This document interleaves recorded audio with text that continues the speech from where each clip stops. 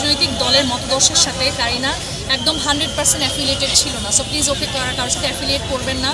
অনেক অনেক ভালো ডাক্তার আছে, ভুল চিকিৎসা যে কোনো জায়গায় হতে পারে।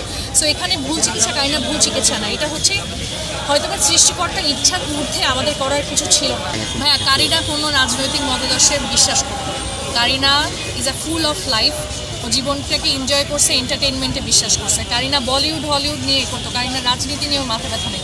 বাট ও যেহেতু এই দেশে থাকে, দেশটাকে ভালোবাসে, এই দেশে ভালো মন্দ নিয়ে চিন্তা করতো, কিন্তু কোনো স্পেসিফিক রাজনৈতিক দলের মতাদর্শের সাথে কারিনা একদম 100% অ্যাফিলিয়েটেড ছিল না। সো প্লিজ ওকে কারোর সাথে অ্যাফিলিয়েট করবেন না। ভুল চিকিৎসা বলে যেটা বলা হচ্ছে, এটা ভুল চিকিৎসা না ভাই। আমি এটাই বলছি, উই শুড বি গ্রেটফুল আমরা বাংলাদেশে এতগুলো ডাক্তার পাই। বিদেশে গেলে আপনার 6 মাস 8 মাস লেগে যায় অ্যাপয়েন্টমেন্ট নিতে।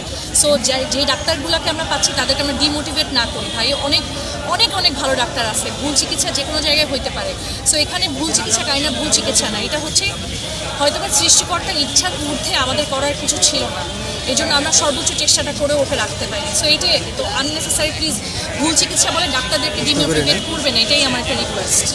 আর এই জিনিসটা প্রচার করেন, ভুল চিকিৎসা বলে এত প্রচার করা হয়েছে যে জিনিসটা খুবই খারাপ দেখাচ্ছে, কেন আমরা মানুষকে করবো? সো এটা করেন না আপনারা, এটাই আমার রিকোয়েস্ট।